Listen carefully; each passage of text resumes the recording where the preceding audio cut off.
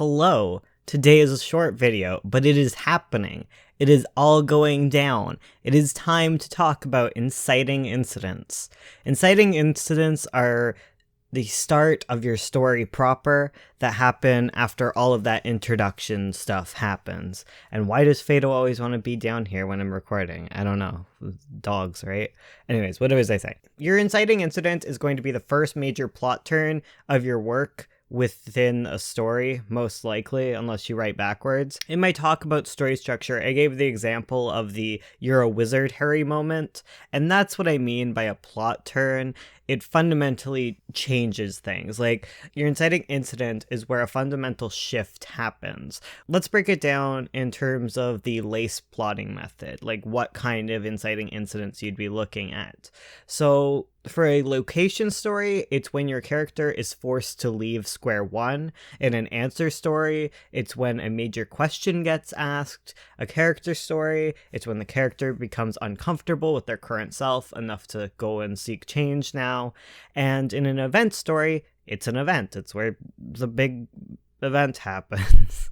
When you're structuring your inciting incident, look to all of the plot lines in your story, and your goal is to make as many of these plot turns happen around the same point, usually within the same few scenes. And what do I mean by this? Let's say you're using all 4 of the lace plots. Like, you can have multiple of the same plot line types, whatever, it's fine. But in this particular instance, you have a location plot, an answer plot, a character plot, and an event plot. In order to have them happen simultaneously, you can have your earth-shattering event happen, and that causes your character to start their journey. And on that journey, your character is also going to start looking for the answer as to why this earth-shattering event occurred.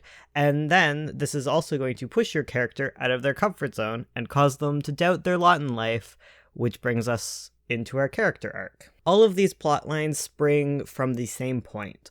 While I advocate for keeping scenes simple and having them have a singular focus, turning points like inciting incidents, midpoints, climaxes are those few instances where the denseness is warranted. This is especially the case when you realize that all that happens in the inciting incident will be reiterated throughout your story, usually directly after it, which sort of brings me to talk about the refusal of the call and the acceptance of the call of action. These are directly related to your resolution, where your resolution takes time to relax after the climax. Refusal of the call of action is sort of a relaxed point to look back at what happened in your inciting incident and really make sure that your readers are on board with this big change that happens. It's like a little breather afterwards. And when I talk about the refusal of the call, it sometimes feels a bit tacked on, and they kind of are when you consider the fact that similar points occur throughout your story. It's kind of standard practice to have some of these quiet scenes where we reflect on things that have happened. Not all the time, obviously, but there are 2 types of scenes, and I'm going to be talking about this tomorrow, so maybe I shouldn't get into it, but your refusal of the call, like your resolution, is just a relaxation scene where we think about what's happened and come kind of to terms with it, which is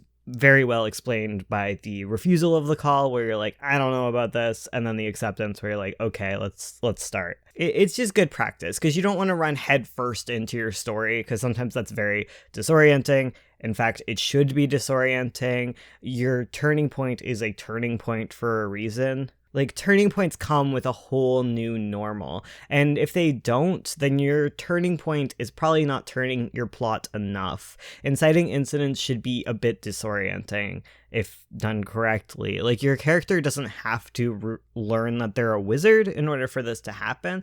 They can meet a cute boy at the coffee shop. That's equally fine, as long as it rattles your character enough to have change the status quo in some sort of way, whether that be like how the character feels, as long as it is launching you into one of the 4 plot types, and as long as it is a big enough change, you're going to be okay.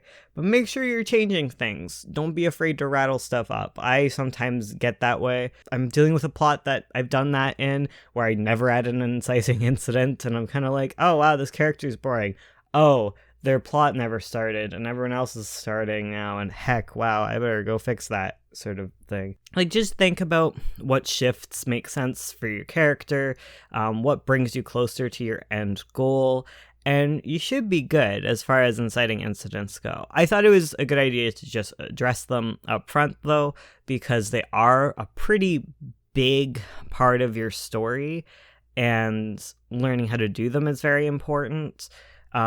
Because you're gonna have your hooks from your start of your story, like what I was talking about in setup, where you can have your hook, and then you kind of set up your story, and then you have to change it, but you have to set it up first in order to get to your inciting incident. If your story starts with some sort of exciting twist, that exciting twist that immediately happens, that is your established normal. You still need another inciting incident, especially if your story is very long. If you're a short story, usually the inciting incident just occurs really quick after like a word of introduction or a single page. Yeah, like I said, this is gonna be like a quick video, so yeah. I also forgot to mention that 9 Point's coming out. Like, I think Ursula mentioned this. Did she mention this? 9 Point Kickstarter next week, next Thursday or Wednesday, one of those days. Man, I'm excited and terrified. That's inciting incidents for you. Okay, I'm gonna stop. I have a busy day ahead of me, and so and my next video I'll be talking about scenes. So that's a big one. You guys are looking forward to that, I bet. Okay, stop rambling, Bones.